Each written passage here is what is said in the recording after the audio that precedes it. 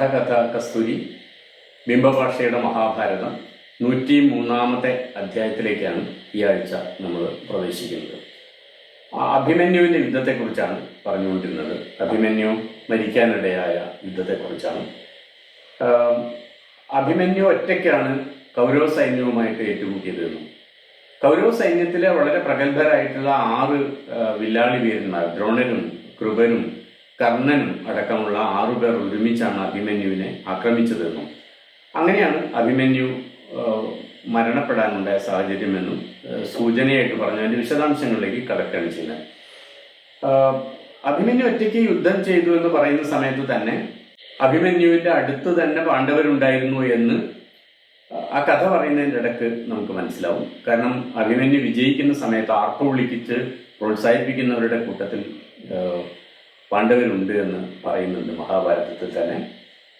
നേരത്തെ നമ്മൾ കഴിഞ്ഞ ആഴ്ച വിശദീകരിച്ച പോലെ തന്നെ ദ്രോണർ പറയുന്നുണ്ട്. ബാക്കി എല്ലാവരും പാണ്ഡവരായിട്ടുള്ള ഭീമനും നകുല സഹദേവന്മാരും യുധിഷ്ഠിരനും പാണ്ഡവ സൈന്യത്തിന്റെ കൂടെയുള്ള ആളുകളും ബന്ധുക്കളും ഒക്കെ തന്നെ മധ്യസ്ഥന്മാരെ പോലെ, യുദ്ധത്തിൽ അവർക്ക് യാതൊരു പങ്കുമില്ല എന്നുള്ള തരത്തിൽ മധ്യസ്ഥന്മാരെ പോലെ നോക്കി നിൽക്കുന്നു, അഭിമന്യു ഒറ്റയ്ക്ക് പോരാടുന്നു എന്ന് പറഞ്ഞിട്ടുണ്ട്. കൗരവ സൈന്യത്തിന് അഭിമന്യുവിനെ വധിക്കേണ്ടിയിരിക്കുന്നു, അതല്ലെങ്കിൽ അങ്ങനത്തെ ഒരു ആവശ്യം ഉണ്ടായിരുന്നു. കാരണം അത് കുരുക്ഷേത്ര യുദ്ധത്തിൻ്റെയും മഹാഭാരത കഥയുടെയും നാടകീയ വികാസത്തിന് ആവശ്യമാണ്. ഇപ്പൊ ജയദ്രഥൻ അതിന് കാരണക്കാരനാവുകയും വേണം. കാരണം ജയദ്രഥനുമായിട്ടുള്ള ഒരു പക ഉണ്ടാക്കി വെച്ചിട്ടുണ്ട്. യുദ്ധം കഴിഞ്ഞാലും പിന്നീട് കൊണ്ടുപോകാനുള്ള ഒരു ത്രെഡുമുണ്ട് ജയദ്രഥനിലേക്ക്. അർജുനനെ യുദ്ധമുഖത്തു നിന്ന് മാറ്റിയാൽ മാത്രമേ ഇത് സാധ്യമാകൂ. കാരണം അർജുനന്റെ യുദ്ധ നൈപുണ്യം, അതേപോലെ തന്നെ അദ്ദേഹത്തിന്റെ അസ്ത്രം പ്രയോഗിക്കാനുള്ള മിടുക്ക്, അദ്ദേഹത്തിന്റെ ദിവ്യാസ്ത്രങ്ങളെ കുറിച്ചുള്ള ജ്ഞാനം, ഇന്ദ്രനടക്കമുള്ള ദേവന്മാരുടെ വരം, ഇതൊക്കെ നേരത്തെ സ്ഥാപിക്കപ്പെട്ടതാണ്. അതിനെ പെട്ടെന്ന് ഒരു കഥാസന്ദർഭത്തിൽ വെച്ചിട്ട് നിഷേധിക്കാൻ പറ്റില്ല. അപ്പോൾ അത് മഹാഭാരതത്തിന്റെ ആഖ്യാനത്തിന്റെ ഒരു അത്യാവശ്യവുമാണ് അർജുനനെ അങ്ങനെ വില്ലാളി വീരനായിട്ട് പ്രതിഷ്ഠിക്കുക എന്നുള്ളത്. അർജുനനെ മാറ്റുന്നതിന് വേണ്ടി സംസപ്തകന്മാരുമായുള്ള യുദ്ധത്തിന്റെ കഥ പറയുന്നു, ഒരു അർജുനൻ ആ രംഗത്ത് നിന്ന് മാറ്റാൻ വേണ്ടിയിട്ട്. ഇങ്ങനെ നോക്കുമ്പോൾ വളരെ സമർത്ഥമായിട്ട് നിർമ്മിച്ചെടുത്ത ഒരു പ്ലോട്ടിന്റെ അടിസ്ഥാനത്തിലാണ് കുരുക്ഷേത്ര യുദ്ധം മുന്നോട്ട് നീങ്ങുന്നത്, അല്ലെങ്കിൽ ഈ കഥ മുന്നോട്ട് നീങ്ങുന്നത് എന്ന് നമുക്ക് കാണാൻ സാധിക്കും. ധൃതരാഷ്ട്രയുടെ ചോദ്യങ്ങളെ കുറിച്ച് സൂക്ഷ്മമായിട്ട് വിശകലനം നടത്തിയാൽ മറ്റൊരു കാര്യം കൂടി നമുക്ക് വ്യക്തമാകും. യഥാർത്ഥത്തിൽ വ്യാസന് കഥകൾ ഓരോന്നും വിശദീകരിക്കാനുള്ള കാരണമുണ്ടാക്കുകയാണ് ധൃതരാഷ്ട്രയുടെ ചോദ്യങ്ങൾ എന്നർത്ഥം. അപ്പൊ ചോദ്യങ്ങളിൽ നിന്ന് അവയ്ക്കുള്ള ഉത്തരം ഉണ്ടാവുകയല്ല, മറിച്ച് ഉത്തരങ്ങളിൽ നിന്ന് ആ ഉത്തരം പറയാൻ ആവശ്യമായുള്ള ചോദ്യത്തെ ജനിപ്പിക്കുകയാണ്, ചോദ്യത്തെ സൃഷ്ടിക്കുകയാണ് ചെയ്യുന്നത്. ഇപ്പൊ കഥ മനസ്സിൽ സങ്കല്പിച്ചതിന് ശേഷം ആ കഥ സമൂഹത്തോട് പറയാനുള്ള കാരണം കവി തന്നെ സൃഷ്ടിക്കുകയാണ്, ധൃതരാഷ്ട്ര സഞ്ജയനോട് ചോദിക്കുന്നത് പോലെയുള്ള ഇത്തരം ചോദ്യങ്ങളിലൂടെ എന്ന് നമുക്ക് മനസ്സിലാകും. ഇപ്പൊ പുതിയ കാലത്തൊക്കെ തന്നെ നമ്മൾ ഇപ്പൊ സാമൂഹ്യ വിദ്യാഭ്യാസ പരിപാടിയുടെ ഒക്കെ ഭാഗമായിട്ട് നടക്കുന്ന ആരോഗ്യ ക്ലാസ്സുകളിൽ, സാക്ഷരതയെ കുറിച്ചുള്ള ക്ലാസ്സുകളിലൊക്കെ തന്നെ ഡോക്ടറോട് അല്ലെങ്കിൽ മാഷോട് ഒക്കെ ഒരു ചോദ്യം ചോദിക്കുകയും ആ ചോദ്യത്തിന് മറുപടിയായിട്ട് എന്താണോ ശാസ്ത്രീയമായിട്ട് എന്താണോ പഠിപ്പിക്കാൻ ഉദ്ദേശിക്കുന്ന കാര്യങ്ങൾ, ജനങ്ങളെ എന്താണോ പഠിപ്പിക്കാൻ ഉദ്ദേശിക്കുന്നത് ആ കാര്യമൊക്കെ വിശദീകരിക്കുകയും ചെയ്യുന്ന ഒരു സ്ട്രക്ചർ, ഒരു ഘടന നമ്മൾ ഇപ്പോഴും ഉപയോഗിക്കാറുണ്ട്. അത് അധ്യാപകനായിരിക്കാം, സാമൂഹ്യ പ്രവർത്തകനായിരിക്കാം, ഡോക്ടറായിരിക്കാം, അവർ ഈ കാര്യമൊക്കെ വിശദീകരിക്കും. ഒരു ചോദ്യം, ആ ചോദ്യം സാങ്കല്പികമായിരിക്കും. ഈ വിശദീകരണത്തിന് വേണ്ടി ഉണ്ടാക്കുന്ന ഒരു കഥാപാത്രമാണ് അയാൾ. ആ ചോദ്യം അങ്ങനെയുള്ള ചോദ്യമാണെന്ന് അർത്ഥം.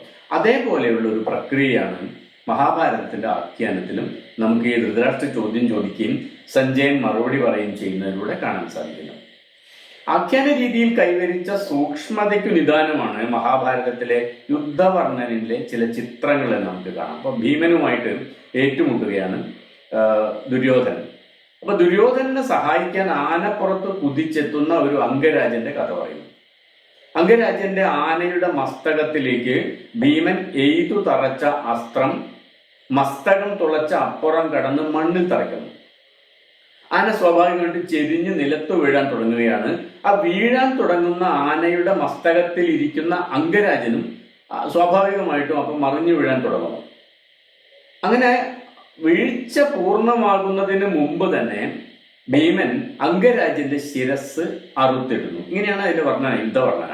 അപ്പൊ നോക്കൂ, മറിഞ്ഞു വീഴാൻ തുടങ്ങുന്ന ആനയോടൊപ്പം മറിഞ്ഞു വീഴാൻ തുടങ്ങുന്ന അംഗരാജാവ് ആ വീഴ്ച പൂർണ്ണമാകുന്നതിന് മുമ്പ് ആ ചരിഞ്ഞു നിൽക്കുന്ന അവസ്ഥയിൽ കഴുത്തിൽ നിന്ന് വേറിട്ട് നിലം പതിക്കുന്ന അംഗരാജാവിന്റെ ശിരസ്, ഇങ്ങനെ മൊത്തത്തിൽ ഒരു ഫ്രെയിമായിട്ട് നമ്മൾ സങ്കല്പിച്ച ഒരു ഏങ്കോളിച്ച ചിത്രം നമുക്ക് വാക്കുകളെ കൊണ്ട് മഹാഭാരതത്തിൽ അതിവിദഗ്ധമായിട്ട് സൃഷ്ടിച്ചു വെച്ചിരിക്കുന്നത് അല്ലെങ്കിൽ വരച്ചു വെച്ചിരിക്കുന്നത് കാണാൻ സാധിക്കും. യുദ്ധവർണ്ണനയുടെ രംഗത്ത് ദണ്ട്, ഇരുമ്പ് കൊണ്ടുള്ള ഗോളം, പാറക്കഷ്ണം, മുള്ളാണി തറച്ച ഗദ, ശൂലം, കൂർപ്പിച്ച കുറുവടി, ത്രിശൂലം, വാള്, കുന്തം, കൊട്ടുവടി, മഴു, നഖങ്ങൾ, പല മൃഗങ്ങളുടെ നഖങ്ങളായിരിക്കാം, അറ്റത്ത് വത്സദന്തം ഘടിപ്പിച്ച കണ, അറ്റത്ത് എല്ലു പിടിപ്പിച്ച ആയുധങ്ങൾ, ഇങ്ങനെ പല തരത്തിലുള്ള ആയുധങ്ങളെ കുറിച്ചുള്ള വിശദാംശങ്ങൾ നമുക്ക് കാണാൻ സാധിക്കും. ഈ വർണ്ണനകൾ മഹാഭാരതത്തിൽ ആവർത്തിച്ച് കാണുന്നതും ശ്രദ്ധിക്കേണ്ടതാണ്. അപ്പൊ തികച്ചും യുക്തിഭദ്രവും ഭൗതികവുമായ ആയുധങ്ങളാണ് ഇവയൊക്കെ. മഹാഭാരത കഥ സങ്കല്പിക്കപ്പെടുന്ന കാലവ്യാപ്തിയിൽ എവിടെ വെച്ചാലും തികച്ചും സംഭാവ്യം എന്ന് പറയാവുന്നതാണ് ഈ ആയുധങ്ങൾ. എന്ന് വെച്ചാൽ അങ്ങനെ പറയാനുള്ള കാരണം, മഹാഭാരത കഥ ഒരു പക്ഷേ ബുദ്ധന്റെ മുമ്പേ BC 2500 അല്ലെങ്കിൽ 2900 3000 വർഷത്തിലൊക്കെ പറഞ്ഞു വന്നതാണെന്നും ബുദ്ധന് ശേഷം മൗര്യ സാമ്രാജ്യത്തിന്റെ കാലം മുതൽക്ക് അത് ക്രോഡീകരിക്കാൻ തുടങ്ങിയെന്നും അതിന്റെ എഴുത്ത് രൂപത്തിലേക്ക് വന്നിരിക്കാം എന്നും ആ പ്രക്രിയ പൂർത്തീകരിച്ചത് ഗുപ്ത കാലഘട്ടത്തിന്റെ അവസാനത്തോടു കൂടിയായിരിക്കും എന്നൊക്കെയാണ് ചരിത്രകാരന്മാർ എത്തിയിരിക്കുന്ന നിഗമനം. ഈ ഒരു ടൈം സ്പാനിൽ, ഈ ഒരു കാലഘടനയ്ക്ക് എവിടെ വെച്ചാലും അവിടേക്കൊക്കെ യോജിക്കുന്ന തരത്തിലുള്ള ആയുധങ്ങളാണ്, പ്രായോഗികമായിട്ടുള്ള ആയുധങ്ങളെ കുറിച്ചാണ് മഹാഭാരതത്തിൽ പറയുന്നത്. ഇത്തരം ആയുധങ്ങളെ കുറിച്ച് പറയുമ്പോൾ അവ എങ്ങനെയാണ് ഉണ്ടാക്കുന്നത് എന്നത് സംബന്ധിച്ച വിവരണങ്ങൾ കൂടി വായനക്കാർക്ക് ലഭിക്കും. ഉദാഹരണത്തിന് 100 മുള്ളാണി ഗദയിൽ തറച്ചു പിടിപ്പിച്ച ആയുധമാണ് ശതഗ്നി. അപ്പൊ അതുകൊണ്ട് അടിച്ചു കഴിഞ്ഞാൽ ആ മുള്ളാണി ശരീരത്തിൽ തറയ്ക്കും. അപ്പൊ അത് ഉണ്ടാക്കുന്ന ഒരു പ്രക്രിയ പറയുന്നുണ്ട്. അതേപോലെ അറ്റത്ത് മൃഗങ്ങളുടെ പല്ല് ഘടിപ്പിച്ചിരിക്കുന്ന കണ, അറ്റത്ത് മൃഗങ്ങളുടെ എല്ല് പിടിപ്പിച്ച അസ്ത്രങ്ങൾ, ഇങ്ങനെ പലതരത്തിലുള്ള ആയുധങ്ങളെ കുറിച്ച് പറയുമ്പോൾ അതിന്റെ നിർമ്മാണ പ്രക്രിയ കൂടി വിവരിക്കുന്നുണ്ട്. പക്ഷെ ബ്രഹ്മാസ്ത്രമെന്നോ വരുണാസ്ത്രമെന്നോ പർജന്യാസ്ത്രമെന്നോ അഗ്നേയാസ്ത്രമെന്നോ തുടങ്ങിയ ദിവ്യാസ്ത്രങ്ങളെ കുറിച്ചൊക്കെ പറയുമ്പോൾ അവ എങ്ങനെയാണ് പ്രവർത്തിക്കുന്നത് എന്നത് സംബന്ധിച്ച വിവരണങ്ങളല്ലാതെ എങ്ങനെ നിർമ്മിക്കുന്നു എന്നത് സംബന്ധിച്ചുള്ള ഒരു വിശദാംശങ്ങൾ നമുക്ക് ലഭിക്കില്ല. അപ്പൊ ആദ്യത്തേത് യാഥാർത്ഥ്യവും രണ്ടാമത്തേത് സ്വപ്നം അഥവാ ബിംബകൽപ്പനയുമാണ് എന്നതിലേക്കുള്ള ചൂണ്ടുപലകയാണ് ആഖ്യാന രീതിയിൽ കാണുന്ന ഈ വ്യത്യാസം. 10,000 പേർ ഒരുമിച്ച് ഒരാൾക്കെതിരെ അസ്ത്രങ്ങൾ പ്രയോഗിക്കുന്നത് പോലെ ഒരിക്കലും സംഭവിക്കാത്തതും സ്വപ്നസമാനവുമായ പ്രശ്നങ്ങളെ അതിജീവിക്കാനാണ് പലപ്പോഴും ദിവ്യാസ്ത്രങ്ങൾ പ്രയോഗിക്കുന്നത് എന്നതും ശ്രദ്ധിക്കേണ്ടതാണ്. ഉദാഹരണത്തിന് നേരത്തെ നമ്മൾ പറഞ്ഞുകൊണ്ടിരിക്കുന്ന കഥയിലുണ്ടല്ലോ, അർജുനനെതിരെ 14,000 സംസപ്തകന്മാര് ഒരുമിച്ച് അസ്ത്രം പ്രയോഗിക്കുന്നു. അപ്പൊ അതിനെ എന്താ ചെയ്യുക, എങ്ങനെയാണ് അതിനെ നേരിടുക? അതിന് ബ്രഹ്മാസ്ത്രം പ്രയോഗിക്കുന്നു. അത് വളരെ രണ്ടും സങ്കല്പങ്ങളാണെന്ന് അർത്ഥം. ഒരു സങ്കല്പത്തെ മറ്റൊരു സങ്കല്പത്തെ കൊണ്ട് അതിജീവിക്കുന്നു എന്ന് മാത്രമേ അതിന് പറയേണ്ടതുള്ളൂ എന്നർത്ഥം. പ്രായോഗികമായിട്ട് വിശദാംശങ്ങളോടെ പറയുന്ന ആയുധങ്ങളൊക്കെ തന്നെ ആ ചരിത്ര കാലഘട്ടത്തിലെ മനുഷ്യന്റെ സാങ്കേതിക ജ്ഞാനവുമായിട്ട് പൊരുത്തപ്പെടുന്ന ആയുധങ്ങളാണ് എന്ന് കാണാൻ സാധിക്കും. കുരുക്ഷേത്ര യുദ്ധത്തിൽ പങ്കെടുക്കുന്ന പടയാളികൾ പാണ്ഡവ സൈന്യത്തെയും കൗരവ സൈന്യത്തെയും തിരിച്ചറിഞ്ഞത് എങ്ങനെയാവും? ഇപ്പൊ 10,000 ആൾക്കാർ യുദ്ധം ചെയ്യാൻ ഒരുമിച്ച് കൂടും. ഒരേ വീട്ടിലെ ആൾക്കാരുമാണ്, വേറെ പുറമേ വന്ന ആളുകളല്ല. പലരും ഒരേ ദേശത്തിലെ ആളുകൾ തന്നെയായിരിക്കും. ഒരാൾ ഇപ്പുറത്തും മറ്റേ ആൾ അപ്പുറത്തും ഒക്കെ ആയിട്ടാണ് യുദ്ധം ചെയ്യുന്നത്. എങ്ങനെയായിരിക്കും അവരെ തിരിച്ചറിഞ്ഞിട്ടുണ്ടാവുക? ഇനി അഥവാ കുരുക്ഷേത്ര യുദ്ധം സങ്കല്പന മാത്രമാണെങ്കിൽ അക്കാലത്തും നടന്നിരിക്കാനിടയുള്ള ഇതുപോലെയുള്ള വലിയ യുദ്ധങ്ങൾ ഉണ്ടാവല്ലോ. ഇരുപക്ഷത്തും അണിനിരക്കുന്ന പടയാളികളെ എങ്ങനെയായിരിക്കാം തിരിച്ചറിഞ്ഞിരിക്കാം? തീർച്ചയായും അവരുടെ വസ്ത്രധാരണ രീതിയിൽ നിന്നായിരിക്കാൻ ഇടയുണ്ട്. ഓരോ പ്രത്യേക രാജ്യത്തേക്കും പ്രത്യേകമായിട്ടുള്ള വസ്ത്രധാരണ രീതികളെ കുറിച്ചൊക്കെ ഉണ്ടായിരിക്കാൻ ചിലപ്പം. പക്ഷെ യുദ്ധസന്നാഹങ്ങൾ ഒരുക്കുന്നതിന്റെ വിവരണങ്ങൾക്കിടയിലൊന്നും, കുരുക്ഷേത്രത്തിലെ യുദ്ധസന്നാഹങ്ങൾ ഒരുക്കുന്നതിന്റെ വിശദാംശങ്ങൾക്കിടയിലൊന്നും പാണ്ഡവ സൈന്യത്തിന്റെയോ കൗരവ സൈന്യത്തിന്റെയോ ഈ ഏകദാനമായ വസ്ത്രധാരണത്തെക്കുറിച്ച് അല്ലെങ്കിൽ യൂണിഫോമിനെ കുറിച്ച് പറയുന്നേ ഇല്ല. പക്ഷെ അഭിമന്യു വധിക്കപ്പെടുന്ന ദിവസം ചക്രവ്യൂഹം ചമച്ച് യുദ്ധഭൂമിയിൽ ഇറങ്ങുന്ന കൗരവ സൈന്യം സർവാംഗം ചുവപ്പുമയമായിരുന്നു എന്നാണ് ദ്രോണപർവത്തിൽ വർണ്ണിച്ചിരിക്കുന്നത്. രക്താംബരധരാ സർവേ സർവേ രക്തവിഭൂഷണ സർവേ രക്തപതാകശ്ച സർവേ വൈ ഖേമമാലിന. രക്തവർണ്ണത്തിലുള്ള വസ്ത്രങ്ങളും രക്തപതാകയും മാത്രമല്ല കൗരവ സൈന്യത്തിലെ പടയാളികളുടെ ആഭരണങ്ങൾ പോലും രക്തവർണ്ണത്തിലായിരുന്നു എന്നാണ് പറയുന്നത്. യുദ്ധം വർണ്ണിച്ചു തുടങ്ങുന്നതിന് മുമ്പ് തന്നെ രക്തവർണ്ണത്തിലുള്ള ഈ പശ്ചാത്തലം സൃഷ്ടിക്കുന്നതും കുറച്ചു കഴിഞ്ഞ് നടക്കാനിരിക്കുന്ന അഭിമന്യു വധത്തിലേക്ക് യുക്തമായിട്ട് ചൂണ്ടുപലകയാകുന്നുണ്ട് എന്ന് കാണാം. രക്തപതാക, രക്തവിഭൂഷണം എന്നൊക്കെ ഉപയോഗിക്കുമ്പോൾ ചുവപ്പിന്റെ പര്യായമായി രക്തത്തിന്റെ നിറത്തെ സൂചിപ്പിക്കുന്നതും അർത്ഥപൂർണമാണ്. മറ്റൊരു തരത്തിൽ പറഞ്ഞാൽ മരണത്തിന്റെ ബിംബമാണ് ഈ രക്തവർണ്ണത്തിന്റെ അതിപ്രസരത്തിലൂടെ പ്രകടമാകുന്നത് എന്നും പറയാം. ഇതൊരു കാവ്യമാണ്, ചരിത്രമല്ല എന്ന് ഉറപ്പിക്കുകയാണ് ഇത്തരം വർണ്ണനാ രീതികൾ. ഒരു കഥ പറഞ്ഞു തുടങ്ങുമ്പോൾ തന്നെ കഥാന്ത്യത്തെക്കുറിച്ച് ബിംബഭാഷയിൽ സൂചന നൽകുന്നതാണ് ഇത്തരം വർണ്ണനകൾ. എന്താ സംഭവിക്കാൻ പോകുന്നത് ആദ്യം തന്നെ പറയാണ് ഈ വർണ്ണനകളിൽ. മഹാഭാരതത്തിൽ ഉടനീളം ആവർത്തിക്കുന്നത് കാണാം ഈ തരത്തിലുള്ള ബിംബഭാഷയിലൂടെ മുൻകൂട്ടി കാര്യങ്ങൾ പറയുന്നത്. ഇപ്പൊ ദുര്യോധനൻ, ദുശാസനൻ, ഭീമസേനൻ തുടങ്ങി മഹാഭാരതത്തിലെ മിക്ക കഥാപാത്രങ്ങളുടെയും പേര് പോലും അവരുടെ സ്വഭാവത്തിന്റെ അടിസ്ഥാനത്തിലാണല്ലോ ഉണ്ടാവുന്നത്. അപ്പൊ അവരുടെ സ്വഭാവം എന്തായിരിക്കണമെന്ന് മുൻകൂട്ടി തീരുമാനിച്ചാണ് അത്തരം കഥാപാത്രങ്ങൾക്ക് പേര് നൽകിയിരിക്കുന്നത് എന്ന് സാരം. അല്ലെങ്കിൽ ഒരാൾ ജനിച്ച് അയാളുടെ ജീവിച്ച് അയാൾ വലുതായി അയാളുടെ സ്വഭാവം വ്യക്തമാവുന്നവരെ പേരിടാതിരിക്കാൻ പറ്റില്ലല്ലോ. അപ്പോൾ ആദ്യം തന്നെ കഥാപാത്രത്തെ നിർണ്ണയിക്കുകയും കഥാപാത്രത്തിന്റെ സ്വഭാവം നിർണ്ണയിക്കുകയും ഒക്കെ ചെയ്തിട്ടാണ് ഈ പേര് കൊടുക്കുന്നത് എന്നർത്ഥം. അഥവാ കഥാപാത്രങ്ങൾ കവിഭാവനയോ സങ്കല്പനമോ ആണ് എന്നും അർത്ഥമാക്കാം. ഇത് കഥയാണ്, ചരിത്രമല്ല എന്ന് ആവർത്തിച്ച് ഉറപ്പിക്കുക കൂടി ചെയ്യുന്നുണ്ട് ഈ പേരുകൾ ഓരോന്നും. മഹാഭാരതത്തിൽ നമ്മൾ കാണുന്ന പേരുകൾ ഓരോന്നും. കുരുക്ഷേത്ര യുദ്ധഭൂമിയിലെ ദുരന്തങ്ങൾ ചിത്രീകരിക്കാൻ മഹാഭാരതത്തിൽ ആവർത്തിച്ച് ഉപയോഗിക്കുന്ന ബിംബമാണ് പുഴ. നമുക്കത് കാണാൻ സാധിക്കും. ഇപ്പൊ യുദ്ധം പോലെ ചലനാത്മകവും അതോടൊപ്പം ആദിമധ്യാന്തങ്ങൾ ഉള്ളതുമായ ബിംബം എന്നതുകൊണ്ടാവാം ഇങ്ങനെ ആവർത്തിച്ച് ഈ പുഴ എന്ന ബിംബം ഉപയോഗിക്കുന്നത്. മാത്രമല്ല, കടലിൽ ചേരുക എന്ന അതിന്റെ അന്തിമ ലക്ഷ്യം പിതൃലോകത്തിലേക്കുള്ള യാത്രയുടെയും മോക്ഷത്തിന്റെയും ഒക്കെ രൂപകമായും മാറുന്നുണ്ട്. കൗരവരും പാണ്ഡവരും തമ്മിലുള്ള യുദ്ധം നടക്കുന്നത് ഒരു കുടുംബത്തിനകത്തെ അവകാശ തർക്കങ്ങളുടെ പേരിലാണെങ്കിൽ പോലും അത് സമൂഹത്തിൽ എല്ലായിടത്തും നടക്കുന്ന അഥവാ നടക്കേണ്ടതായ യുദ്ധങ്ങളുടെ തലക്കുറിയും ആകുന്നുണ്ട് എന്ന് നമുക്ക് കാണാൻ സാധിക്കും. ലോകത്തുള്ള മുഴുവൻ മനുഷ്യരും ഇരുപക്ഷങ്ങളിലുമായി അണിനിരന്നു എന്ന് പറയുന്നതിന് സാമൂഹ്യ ജീവിതത്തിലെ എല്ലാ മനുഷ്യർക്കും അത്യാവശ്യമായ ചില രാഷ്ട്രീയ മൂല്യങ്ങൾ നിർമ്മിക്കാനുള്ള യുദ്ധകഥകൾ എന്നും അർത്ഥം കൽപ്പിക്കാവുന്നതാണ്. നമ്മൾ നേരത്തെ സൂചിപ്പിച്ചതാണ് ആ കാര്യങ്ങൾ.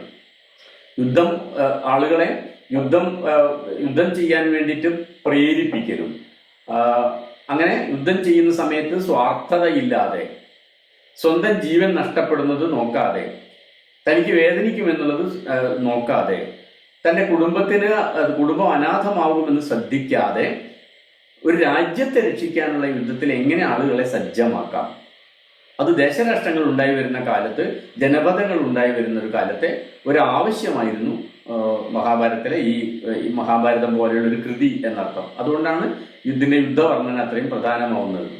ഇനി നമ്മൾ പറയുന്നത് വളരെ പ്രധാനപ്പെട്ട മഹാഭാരതത്തിലെ വളരെ പ്രധാനപ്പെട്ട ഒരു പരാമർശത്തെ കുറിച്ചാണ് സൂചിപ്പിക്കുന്നത്. കഥ തുടരുന്നത് തീർച്ചയായിട്ടും അഭിമന്യു മരിച്ചതിന്റെ ആ വിശദമായ പശ്ചാത്തലം, അഭിമന്യു മരിച്ചതിന് ശേഷം അതിനെ പാണ്ഡവരെങ്ങനെയാണ് സമീപിച്ചു എന്നുള്ളത്, അവിടേക്കൊക്കെയാണ് കഥ പോകുന്നത്. അതിനിടയിൽ വരുന്ന ചില സാങ്കേതിക ജ്ഞാനത്തെക്കുറിച്ച്, ആ കാലത്തെ ചില സാങ്കേതിക വിദ്യകളെക്കുറിച്ച്, സാങ്കേതിക ജ്ഞാനത്തെക്കുറിച്ചൊക്കെയുള്ള ചില സൂചനകൾ നമുക്ക് ലഭിക്കുന്നുണ്ട്. അർജുനനും കർണനും അശ്വത്ഥാമാവും അടക്കമുള്ള ധനുർവിദ്യാ വിശാരദന്മാരുടെ യുദ്ധ നൈപുണ്യത്തെക്കുറിച്ച് പറയുമ്പോഴൊക്കെ അവരുടെ ഗുരുനാഥന്മാരുടെ മികവിനെ കുറിച്ച് പറയും. അവർക്ക് ലഭിച്ചിരിക്കുന്ന ഈശ്വരാനുഗ്രഹത്തെക്കുറിച്ച് പറയാറുണ്ട്.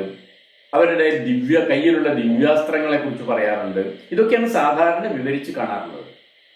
അപ്പൊ കർണനാണെങ്കിൽ പരശുരാമന്റെയും ശിഷ്യനാണ്, പരശുരാമന്റെ ശിഷ്യനാണ്, ദ്രോണരുടെ ശിഷ്യനാണ്. അത് കഴിഞ്ഞ് വീണ്ടും പരശുരാമൻ എടുത്തു പോയിട്ടാണ് ഉപരിപഠനം കഴിച്ചിരിക്കുന്നത്. ഭീഷ്മര് പരശുരാമന്റെ ശിഷ്യനാണ്. അർജുനനും അശ്വത്ഥാമാവും ജയദ്രഥനും അടക്കമുള്ളവരൊക്കെ ദ്രോണരുടെ ശിഷ്യനാണ്. ഈ കാര്യമൊക്കെ പലപ്പോഴും എടുത്ത് പറയുന്നുണ്ട്. അതോടൊപ്പം കർണന്റെ ദിവ്യമായ കവചകുണ്ടലങ്ങളെ കുറിച്ച്, ജനിക്കുമ്പോൾ തന്നെയുള്ള കവചകുണ്ടലങ്ങളെ കുറിച്ച്, അർജുനന് പല ദേവന്മാരിൽ നിന്നും ലഭിച്ച പലതരം അസ്ത്രങ്ങൾ, പാശുപതാസ്ത്രം അടക്കമുള്ള പലതരം അസ്ത്രങ്ങളെ കുറിച്ച് പറയാറുണ്ട്. ജയദ്രഥന് ശിവനിൽ നിന്ന് ലഭിച്ച ഒരു വരത്തെക്കുറിച്ച് പറയാറുണ്ട്. ഒരു ദിവസം അർജുനൻ ഒഴികെയുള്ള പാണ്ഡവന്മാരെ തടഞ്ഞു നിർത്താൻ പറ്റുമെന്നുള്ള വരത്തെക്കുറിച്ച് പറയാറുണ്ട്. ഇങ്ങനെയുള്ള അനുഗ്രഹത്തെക്കുറിച്ചൊക്കെ വളരെ പ്രാധാന്യത്തോടെ മഹാഭാരതത്തിൽ പലപ്പോഴും വിവരിക്കാറുണ്ട്. എന്നാൽ തന്റെ ശിഷ്യരുടെ യുദ്ധ നൈപുണ്യത്തിനും അപ്രമാദിത്വത്തിനും കാരണമായിരിക്കുന്നത് താൻ അവരെ പഠിപ്പിച്ച ഒരു സാങ്കേതിക വിദ്യയാണ് എന്ന് ദ്രോണർ വിശദീകരിക്കുന്നതാണ് ദ്രോണപർവത്തിൽ അഭിമന്യുവിന്റെ വധത്തെക്കുറിച്ച് പറയുന്ന അധ്യായത്തിൽ എടുത്തു പറയേണ്ട കാര്യം. അപ്പൊ നമുക്കിനി ആ കഥയിലേക്ക് പ്രവേശിച്ചു നോക്കാം. ജയദ്രഥന് ലഭിച്ച വരത്തിന്റെ ഫലമായിട്ട് പാണ്ഡവ സൈന്യത്തിൽ ആർക്കും തന്നെ അദ്ദേഹത്തെ പരാജയപ്പെടുത്താനായില്ല, തടഞ്ഞു നിർത്താനുമായില്ല എന്നും അദ്ദേഹം ഒറ്റയ്ക്ക് ഒരു സൈന്യത്തെ ഒന്നാകെ തടഞ്ഞു നിർത്തിയെന്നും വിശദീകരിക്കുന്നുണ്ട് ദ്രോണപർവത്തിൽ. യുധിഷ്ഠിരനും ഭീമനും നകുല സഹദേവന്മാരും ദ്രുപദനും ദ്രുപദന്റെ സൈന്യവും മത്സ്യരാജ്യത്തെ സൈന്യവും ഇങ്ങനെ 7 അക്ഷൗഹിണിപ്പടയുള്ള പാണ്ഡവരുടെ സൈന്യം അടക്കമുള്ള മുഴുവൻ ആളുകളെയും ഒറ്റയ്ക്ക് ജയദ്രഥൻ തടഞ്ഞു നിർത്തിയെന്നാണ് പറയുന്നത്.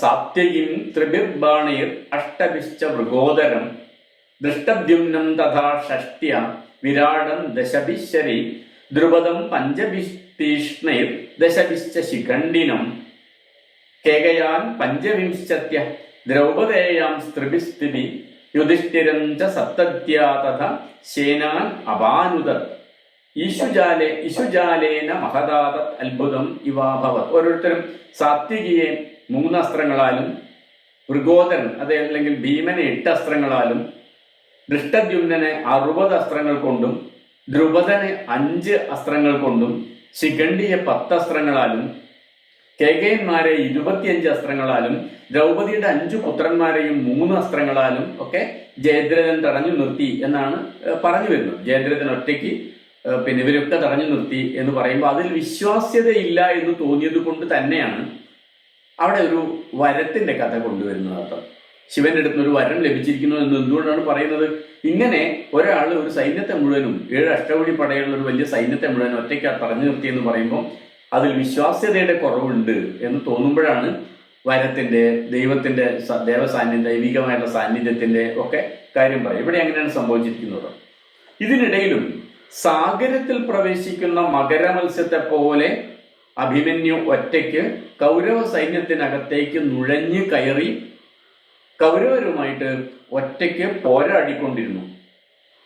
അഭിമന്യു കൗരവ സൈന്യത്തിൽ മരണം വിതച്ചുകൊണ്ടിരിക്കെ അവനെ ഞാൻ വധിക്കാം എന്ന് വിളിച്ചു പറഞ്ഞുകൊണ്ട് കൗരവപക്ഷത്തുള്ള നിരവധി യോദ്ധാക്കൾ അഭിമന്യുവിനു നേരെ കുതിച്ചു പാഞ്ഞെത്തി എന്ന് പറയുന്നുണ്ട്. നിങ്ങൾ ആരും ഭയക്കേണ്ടതില്ല, ഞാൻ ആ അഭിമന്യുവിനെ ജീവനോടെ തടവുകാരനാക്കാമെന്ന് പറഞ്ഞുകൊണ്ട് മാദ്രത്തിലെ രാജാവ് ശല്യരുടെ പുത്രൻ രുക്മരഥൻ അഭിമന്യുവിനെ ലക്ഷ്യമാക്കി ആയുധം പ്രയോഗിച്ചു.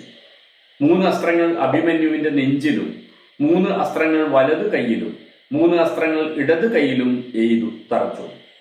ഫൽഗുനപുത്രനായ അഭിമന്യു പക്ഷേ രുക്മരഥന്റെ 2 കൈകളും അസ്ത്രങ്ങളാൽ അറുത്തിട്ടതിന് ശേഷം അദ്ദേഹത്തിന്റെ ശിരസ്സും അറുത്ത് ഭൂമിയിലിട്ടു.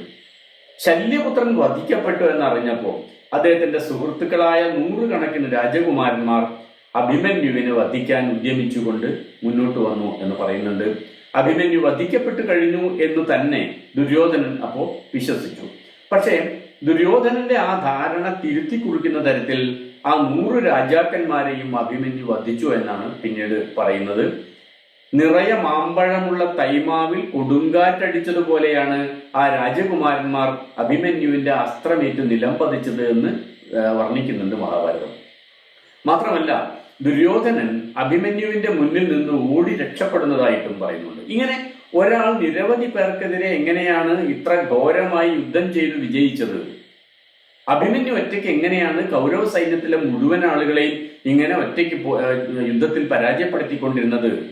എങ്ങനെയാണ് ദുര്യോധനനെ പരാജയപ്പെടുത്തിയതിനു ശേഷം അഭിമന്യു യുദ്ധം തുടർന്നത് എന്നുമൊക്കെ ധൃതരാഷ്ട്രർ വീണ്ടും ചോദിച്ചപ്പോൾ സഞ്ജയന കാര്യം വിശദീകരിക്കുന്നുണ്ട്. ദ്രോണരും കൃപരും അശ്വത്ഥാമാവും ദുര്യോധനനും അടക്കമുള്ള എല്ലാ യോദ്ധാക്കളും അഭിമന്യുവിനെ വധിക്കുന്നതിന് വേണ്ടി മുന്നോട്ട് ചെന്നെങ്കിലും അവർക്കാർക്കും അഭിമന്യുവിന്റെ അസ്ത്രപ്രയോഗത്തെ പ്രതിരോധിക്കാൻ സാധിച്ചില്ല എന്ന് പറയുന്നു. ദുര്യോധനന്റെ പുത്രനും യുവാവും സുമുഖനുമായ ലക്ഷ്മണൻ മാത്രം അഭിമന്യുവിനെ നേരിടാൻ വേണ്ടി തയ്യാറായിട്ട് മുന്നോട്ട് ചെന്നു. ഇത് കണ്ട് അപകടം മനസ്സിലാക്കി ഭയന്ന ദുര്യോധനൻ ലക്ഷ്മണന്റെ പിന്നാലെ ഓടിച്ചെന്നു. പക്ഷേ ദുര്യോധനന് ലക്ഷ്മണനെ സഹായിക്കാൻ സാധിച്ചില്ല. അതിനു മുമ്പ് തന്നെ കർണാഭരണങ്ങൾ സഹിതം ലക്ഷ്മണന്റെ ശിരസ് അഭിമന്യു അറുത്ത് ഭൂമിയിലിട്ട് കഴിഞ്ഞിരുന്നു. ക്രുദ്ധനായ ദുര്യോധനൻ അപ്പോ അഭിമന്യുവിനെ വധിക്കുന്നതിനു വേണ്ടി ഉച്ചത്തിൽ ആഹ്വാനം ചെയ്തു. തന്റെ പടയാളികളിൽപ്പെട്ട കർണനും ദ്രോണരും അടക്കമുള്ള മുഴുവൻ ആളുകളോടും വിളിച്ച് പറഞ്ഞുകൊണ്ടിരുന്നു. ദ്രോണരും കൃപരും കർണനും ദ്രോണപുത്രൻ അശ്വത്ഥാമാവും അടക്കമുള്ള നിരവധി യോദ്ധാക്കൾ ഒരുമിച്ച് ചേർന്ന് അഭിമന്യുവിനെ വധിക്കാൻ വേണ്ടി അപ്പം മുന്നോട്ട് ചെന്നു. കലിംഗരും നിഷാദന്മാരും ചേർന്ന് ഗജസേനയാൽ അഭിമന്യുവിനെ വളഞ്ഞു എന്ന് പറയുന്നുണ്ട്. അവന്റെ വഴി തടഞ്ഞു വെച്ചു എന്ന് പറയുന്നുണ്ട്. പക്ഷെ ദ്രോണരെയും കൃപരെയും അശ്വത്ഥാമാവിനെയും കർണനെയും എല്ലാം ഒരേ സമയം ആക്രമിച്ചുകൊണ്ട് അഭിമന്യു യുദ്ധഭൂമിയിൽ അത്ഭുതം പ്രവർത്തിച്ചു കൊണ്ടിരുന്നു. അശ്വത്ഥാമാവിനെ സഹായിക്കാൻ ഉദ്യമിച്ചുകൊണ്ട് ദ്രോണരും, പുത്രനാണല്ലോ ദ്രോണരെ സഹായിക്കാൻ ശ്രമിച്ചുകൊണ്ട് അശ്വത്ഥാമാവും അഭിമന്യുവിനെതിരെ നിരവധി അസ്ത്രങ്ങൾ പ്രയോഗിച്ചു. കോസലത്തിലെ രാജാവ് ബൃഹദ്ബലനെ അടക്കം നിരവധി പേരെ അപ്പോഴും അഭിമന്യു വധിക്കുന്നുണ്ടായിരുന്നു. കൗരവ സൈന്യത്തിലുള്ള മിക്ക പോരാളികളും അഭിമന്യുവിന് മുന്നിൽ പിടിച്ചു നിൽക്കാനാവാതെ യുദ്ധഭൂമി ഉപേക്ഷിച്ചു പോയി എന്ന് പറയുന്നുണ്ട്. കർണനെതിരെ കർണൻ അഭിമന്യുവിനെതിരെയും നിരവധി ആയുധങ്ങൾ പ്രയോഗിക്കുന്നുണ്ട്. അപ്പോൾ അഭിമന്യുവിനെതിരെ കർണന് നിരവധി അസ്ത്രങ്ങൾ അങ്ങോട്ടും ഇങ്ങോട്ടും പ്രയോഗിച്ചിട്ട് കർണന്റെ ശരീരത്തിൽ ആകമാനം രക്തത്താൽ അലങ്കരിക്കപ്പെട്ടതുപോലെ അസ്ത്രം തറച്ചു നിന്നു എന്ന് പറയുന്നുണ്ട്. സാ കർണം കർണിനാകർണേ പുനർവിവ്യാധ ഫൽഗുനി ശര പഞ്ചശതാജൈനം അവിദ്യത് കോപയൻ വൃശം പ്രതിവിവ്യാധ രാധേയസ് താവന്തിർ അധം തം പുന സതൈർ ആജിത സർവാംഗോ ബഹു അശോഭത ഭാരത. കർണനും അഭിമന്യുവും പരസ്പരം ആയുധം പ്രയോഗിച്ചതിനെ കുറിച്ച് മഹാഭാരതം വർണ്ണിക്കുന്നത് ഇങ്ങനെയാണ്. ഇപ്പൊ ദേഷ്യം പിടിപ്പിക്കുക എന്ന ഉദ്ദേശത്തോടു കൂടി, എന്ന ലക്ഷ്യത്തോടു കൂടി ചൂണ്ടക്കൊളുത്ത് പിടിപ്പിച്ച അസ്ത്രത്താൽ കർണൻ അഭിമന്യുവിനെ ആക്രമിച്ചു എന്ന് പറയുന്നുണ്ട്. 50 അസ്ത്രങ്ങൾ കർണന് നേരെ അഭിമന്യു പ്രയോഗിച്ചു എന്നും വർദ്ധിച്ച കോപത്തോടെ കർണൻ അപ്പോൾ അഭിമന്യുവിന്റെ ശരീരം മുഴുവൻ അസ്ത്രങ്ങളാൽ മൂടിക്കളഞ്ഞു എന്നുമൊക്കെയാണ് വിവരിക്കുന്നത്. താ ഉഭൗ ചിത്രാംഗൗ രുതിരേന സമുക്ഷിതൗ ബഭൂവതുർ മഹാത്മാനൗ പുഷ്പിതാ ഇവ കിംശുകൗ. കിംശുക വൃക്ഷം, പൂത്തുനിൽക്കുന്ന, രക്തത്തിൽ കുളിച്ചു നിൽക്കുന്ന ഇവർ രണ്ടുപേരും പൂത്തുനിൽക്കുന്ന കിംശുക വൃക്ഷങ്ങളെ പോലെ കാണപ്പെട്ടു എന്നാണ് പറയുന്നത്. ശല്യർ, ശകുനി, ദുശാസനപുത്രൻ എന്നിവർക്കെതിരെയൊക്കെ അസ്ത്രങ്ങൾ പ്രയോഗിച്ചുകൊണ്ട് അഭിമന്യു കൗരവപക്ഷത്ത് വലിയ നാശനഷ്ടങ്ങൾ വരുത്തിക്കൊണ്ടിരുന്നു എന്ന് പറയുന്നുണ്ട്. ഈ അഭിമന്യുവിനെ വധിക്കാൻ എന്തെങ്കിലും ഉപായമുണ്ടോ എന്ന് കർണൻ അപ്പോ ദ്രോണരോട് ചോദിച്ചു. ദ്രോണരപ്പോ മറുപടി പറഞ്ഞു, അവൻ ശത്രുക്കളോട് പോരാടിക്കൊണ്ടിരിക്കുമ്പോൾ എന്തെങ്കിലും വീഴ്ച സംഭവിക്കുന്നതായി നിങ്ങൾക്ക് കണ്ടുപിടിക്കാൻ സാധിച്ചുവോ എന്ന് ചോദിച്ചു. ആ യുവാവ് എല്ലാ കാര്യങ്ങളും സൂക്ഷ്മമായി ശ്രദ്ധിക്കുന്നവനാണ്. പക്ഷെ ഇന്ന് നിങ്ങൾ അവനിൽ എന്തെങ്കിലും ചെറിയ വീഴ്ചയെങ്കിലും ശ്രദ്ധിച്ചുവോ എന്ന് ദ്രോണർ കർണനോട് വീണ്ടും വീണ്ടും ചോദിച്ചുകൊണ്ടിരുന്നു. ഏറ്റവും സമർത്ഥനായ മഹാരഥന് പോലും അഭിമന്യുവിൽ വീഴ്ച കണ്ടുപിടിക്കാനാവില്ല. അത്ര ലാഘവത്തോടെയും അതിവേഗത്തിലുമാണ് അവന്റെ അസ്ത്രപ്രയോഗവും കരവേഗവും. ഗാന്ധീവധാരിയായ അർജുനനും അഭിമന്യുവിനും തമ്മിൽ യുദ്ധമുഖത്തു നിൽക്കുമ്പോൾ ഒരു വ്യത്യാസവും കണ്ടുപിടിക്കാനാവില്ല എന്നും ദ്രോണർ അപ്പോ അഭിമന്യുവിനെ പ്രശംസിച്ചുകൊണ്ട് പറയുന്നുണ്ട് കർണനോട്. തേജസ്വിന കുമാരസ്യ ശര പരമദാരുണാഹ ക്ഷിണ്വന്തി ഹൃദയം മേ അദ്യ ഘോര പാവക തേജസ. അല്ലയോ ആചാര്യ, അഭിമന്യുവിന്റെ തീക്ഷ്ണമായ അസ്ത്രങ്ങളേറ്റു വശം കെട്ടിട്ടും ഞാൻ ഇപ്പോഴും യുദ്ധഭൂമിയിൽ തുടരുന്നത് അങ്ങനെ ചെയ്യാൻ നിർബന്ധിക്കപ്പെടുന്നത് കൊണ്ട് മാത്രമാണ്. അത്രമാത്രം ഭയാനകവും അഗ്നിസമാനവുമാണ് അഭിമന്യുവിന്റെ അസ്ത്രങ്ങൾ. അവ ശരിക്കും എന്റെ ഹൃദയം പിളർക്കുന്നു എന്ന് കർണൻ ദ്രോണരെ അപ്പം അറിയിച്ചു. അതിന് മറുപടിയായിട്ട് ദ്രോണാചാര്യർ കർണനോട് പറയുന്ന വാക്കുകൾ വളരെ ശ്രദ്ധിക്കേണ്ടതാണ്. തം ആചാര്യോ അബ്രവീത് കർണം ശനകൈഹി പ്രസഹന്നിവ അഭേദ്യം അസ്യ കവചം യുവാചാശു പരാക്രമാഃ ഉപതിഷ്ഠാ മയാ അസ്യ പിതുഃ കവചധാരണ താം ഏഷ നിഖിലാം വേത്തി ധ്രുവം പരപുരഞ്ജയ. എന്താണ് അർജുനന്റെയും അഭിമന്യുവിന്റെയും പ്രത്യേകത എന്നാണ് ദ്രോണൻ ഇവിടെ പറയുന്നത്. അഭിമന്യു യുവാവാണ്, അതാണ് ഒരു പ്രത്യേകത. യുവാചാശു പരാക്രമ, പരാക്രമശാലിയുമാണ്. മാത്രമല്ല അവന്റെ കവചം അഭേദ്യമാണ്. അഭേദ്യം അസ്യ കവചം യുവാചാശു പരാക്രമ, അവന്റെ കവചം അഭേദ്യമാണ്, അഥവാ ശത്രുക്കളുടെ ആയുധങ്ങൾക്ക് ഭേദിക്കാൻ സാധിക്കാത്തതാണ് എന്ന് ദ്രോണൻ പറഞ്ഞു.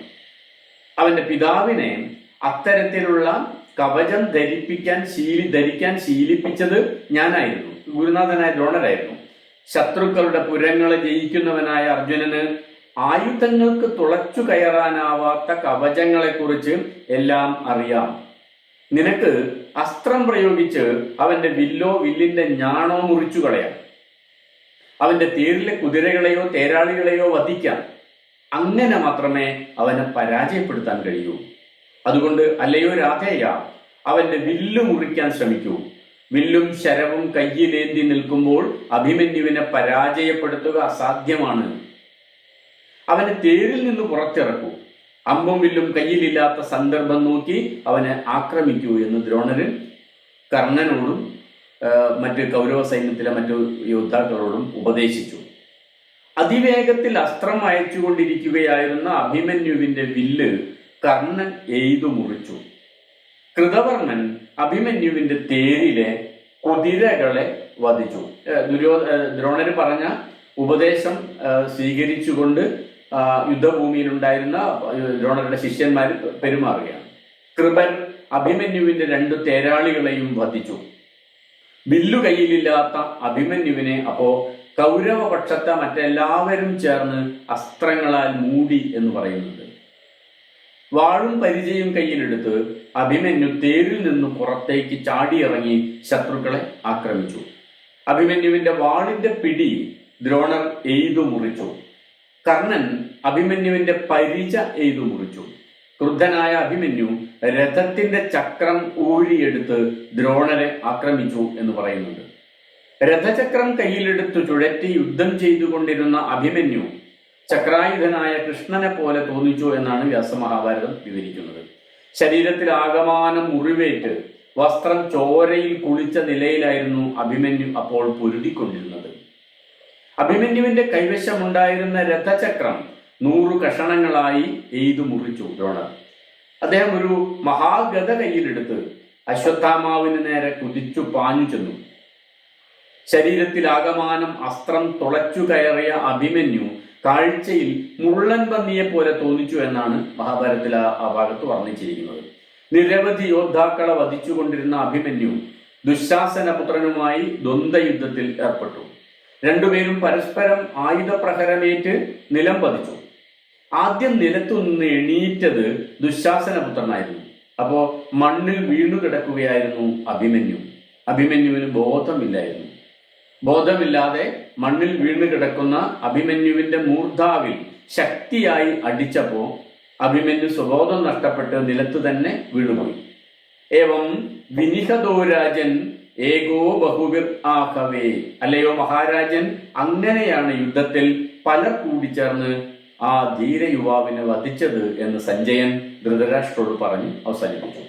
ക്ഷോഭയുക്താചം സർവാം നളിനീം ഇവ കുഞ്ചര അശോഭത ഹതോ വീരോ വ്യാധിർവനഗജോയഥ തം തഥാ പതിതം ശൂരം തവഗാഹ പര്യവാരയൻ ദാവം ദക്ത്വ യഥാ ശാന്തം പാവകം ശിശിരാത്യൈ വിമൃഗ്യ തരുശൃംഗാനി സന്നിവൃത്തം ഇവ അനിലം അസ്തം ഗതം ഇവ ആദിത്യം തത്വ ഭാരതവാഹിനീം ഉപപ്ലൂതം യഥാ സോമം സംശുഷ്കം ഇവ സാഗരം പൂർണ്ണചന്ദ്രാഭവദനം കാകപക്ഷവൃതാക്ഷകം.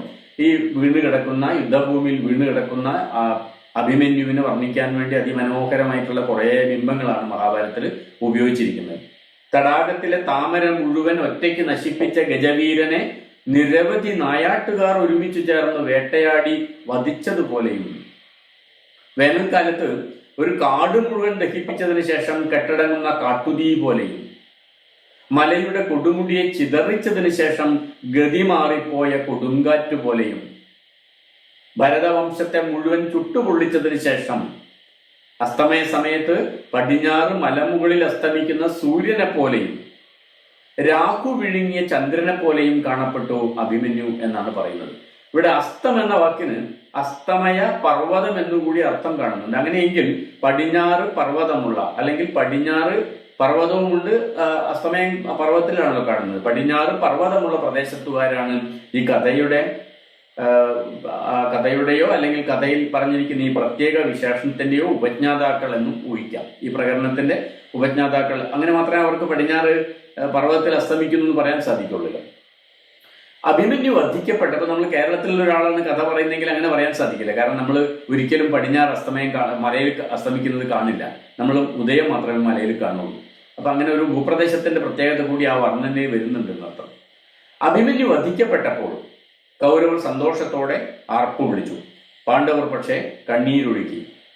ദ്രോണന്റെയും കർണന്റെയും നേതൃത്വത്തിലുള്ള 6 മഹാരഥന്മാർ ഒരുമിച്ച് ആക്രമിച്ചാണ് അഭിമന്യുവിനെ വധിക്കുന്നത്. അഭിമന്യുവിന്റെ മരണത്തെ തുടർന്ന് ഭയന്നുപോയ പാണ്ഡവ സൈന്യം യുദ്ധഭൂമി വിട്ട് ഓടി രക്ഷപ്പെടാൻ ശ്രമിച്ചു എന്ന് പറയുന്നുണ്ട്. അഭിമന്യു ധീരമായി പോരാടിയാണ് വധിക്കപ്പെട്ടത് എന്നും അവനിപ്പോൾ തീർച്ചയായും സ്വർഗത്തിലെത്തിയിട്ടുണ്ടാകുമെന്നും പറഞ്ഞ് യുധിഷ്ഠിരൻ അവരെ ആശ്വസിപ്പിക്കാനും യുദ്ധരംഗത്ത് ഉറപ്പിച്ചു നിർത്താനും പരിശ്രമിച്ചു എന്നും പറയുന്നുണ്ട്. ചോരയിൽ കുളിച്ച രീതിയിൽ എങ്ങനെയാണ് തങ്ങളുടെ സൈന്യം അന്ന് ശിബിരത്തിലേക്ക് തിരിച്ചെത്തിയത് എന്ന് സഞ്ജയൻ ധൃതരാഷ്ട്രർക്ക് വിശദീകരിച്ചു കൊടുത്തു. കാരണം അഭിമന്യു എന്ന ഒരൊറ്റ പോരാളിയോടെ യുദ്ധം ചെയ്തിട്ടുള്ളെങ്കിൽ പോലും എല്ലാ ആളുകൾക്കും മുറിവ് പറ്റിയിട്ടുണ്ട്. എല്ലാവരും ചോരയിൽ കുളിച്ച രീതിയിലാണ് അന്ന് ശിബിരത്തിലേക്ക് തിരിച്ച് ചെല്ലുന്നത്. യുദ്ധത്തിന്റെ ഏറ്റവും ഭീകരമായ ചിത്രമാണ് സഞ്ജയൻ ഇവിടെ വരയ്ക്കുന്നത്. നിരവധി യോദ്ധാക്കളും ആനകളും കുതിരകളും ചത്തു വീണ് കിടക്കുന്ന യുദ്ധഭൂമിയിലേക്ക് രാത്രിയിൽ പിശാചന്മാരും രാക്ഷസന്മാരും വന്ന് ശവശരീരങ്ങളിൽ നിന്ന് മാംസം കടിച്ചു പറിക്കുകയും ചോര കുടിക്കുകയും അസ്ഥികൾ കടിച്ചു പൊട്ടിച്ച് മജ്ജ ഊറ്റി കുടിക്കുകയും ഒക്കെ ചെയ്യുന്നതിന്റെ ഭയാനകമായ വർണ്ണന കാണാം ഈ ഭാഗത്ത്. അഭേദ വിധ്വസ്ത മഹാഭൂഷണം നിപാതിതം ശക്രസമം മഹാരഥം രണേ അഭിമന്യും ദദൃശസ്തദാ ജന വ്യബോധ ഹവ്യം സദസീവ പാവകം. ശരീരത്തിൽ അണിഞ്ഞിരുന്ന വിലപിടിച്ച ആഭരണങ്ങളൊക്കെ സ്ഥാനം തെറ്റിയും പലതും മണ്ണിൽ ചിതറി വീണു. യുദ്ധഭൂമിയിൽ ജീവനറ്റ് കിടക്കുന്ന അഭിമന്യു ഇന്ദ്രസമാനനായും യാഗാഗ്നിയിൽ സമർപ്പിച്ച ഹവ്യം പോലെയും കാണപ്പെട്ടു എന്നാണ് പറഞ്ഞിരിക്കുന്നത്. അഭിമന്യു വധിക്കപ്പെട്ടപ്പോൾ പാണ്ഡവർ തങ്ങളുടെ ആയുധങ്ങൾ വലിച്ചെറിഞ്ഞ് വില്ല് ഉപേക്ഷിച്ച് നിരാശരായിട്ട് നിലത്തിരുന്നു എന്ന് പറയുന്നുണ്ട്. അഭിമന്യു എങ്ങനെയാണ് വധിക്കപ്പെട്ടതെന്ന് എന്നതിനെ കുറിച്ച് അവർ എണ്ണി എണ്ണി പറഞ്ഞ് സങ്കടം പങ്കുവെക്കുന്നതായിട്ടും പറയുന്നുണ്ട്. അതില് പാണ്ഡവരുടെ കുറ്റബോധം, പാണ്ഡവർ കാണിച്ചത്, അഭിമന്യുവിനോട് കാണിച്ചത് തെറ്റായിപ്പോയി എന്ന് അവർ തന്നെ സമ്മതിക്കുന്ന, യുധിഷ്ഠിരനടക്കം ആളുകൾ സമ്മതിക്കുന്ന കുറ്റബോധം നമുക്കിവിടെ കാണാൻ സാധിക്കും. ദ്രോണരാൽ നിർമ്മിക്കപ്പെട്ട ചക്രവ്യൂഹം ഭേദിച്ച് അഭിമന്യു ഒറ്റയ്ക്ക് കൗരവ സൈന്യത്തിന്റെ നടുവിലേക്ക് ചെന്നത് എന്റെ നേട്ടത്തിന് വേണ്ടിയായിരുന്നു എന്ന് കുറ്റസമ്മതം നടത്തുന്നുണ്ട് യുധിഷ്ഠിരൻ.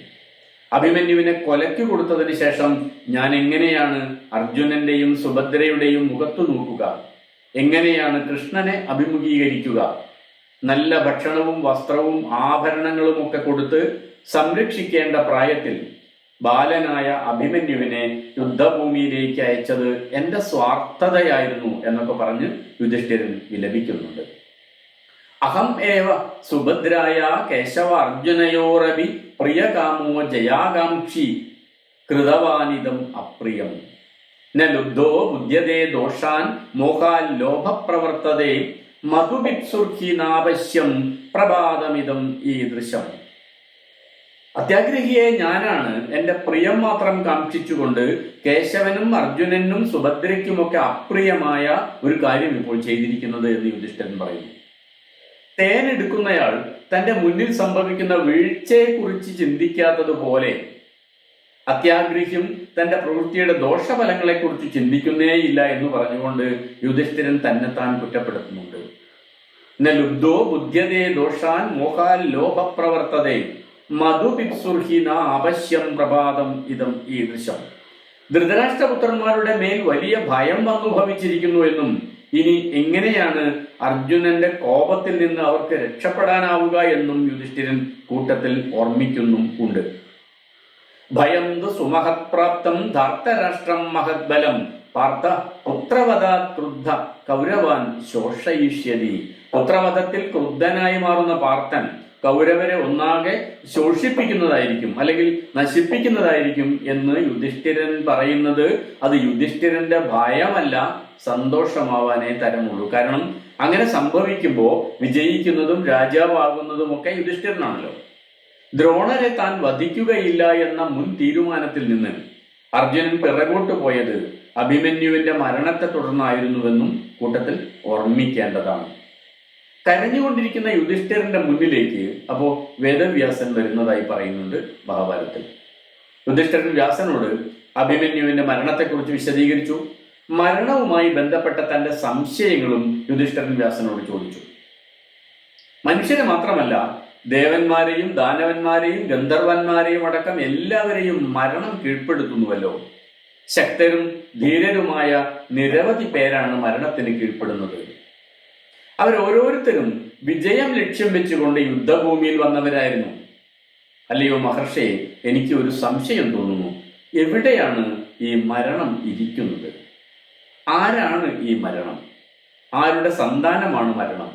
എന്തിനാണ് മരണം ഇങ്ങനെ നിസ്സഹായരായിട്ടുള്ള ജീവികളെ കൊന്നൊടുക്കുന്നത് എന്ന് യുധിഷ്ഠിരൻ ചോദിച്ചപ്പോൾ യുധിഷ്ഠിരന് മറുപടിയായി വ്യാസൻ അകമ്പനന്റെ കഥ പറഞ്ഞു. അകമ്പനൻ എന്ന വിശിഷ്ടനായ രാജാവിന്റെ പുത്രനായിരുന്നു ഹരി.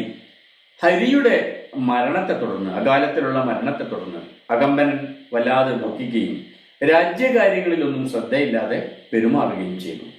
എല്ലാ അർത്ഥത്തിലും വീരനും ശക്തനുമായിരുന്ന തന്റെ പുത്രൻ അകാലത്തിൽ മരിച്ചത് എന്തുകൊണ്ട് എന്നോർത്ത് അദ്ദേഹം വ്യാകുലചിത്തനായി. നാരദനാണ് അപ്പോ അദ്ദേഹത്തിന് മരണത്തിന്റെ ആരംഭത്തെക്കുറിച്ച് പറഞ്ഞു കൊടുക്കുന്നത്. അപ്പൊ നാരദൻ അകമ്പനന് പറഞ്ഞു കൊടുത്ത കാര്യം ഇപ്പൊ വേദവ്യാസൻ യുധിഷ്ഠിരന് പറഞ്ഞു കൊടുക്കുകയാണ് ചെയ്യുന്നത് എന്ന് അർത്ഥം. ബ്രഹ്മാവ് പണ്ട് ലോകത്തിലെ ജീവജാലങ്ങളെ സൃഷ്ടിച്ചു.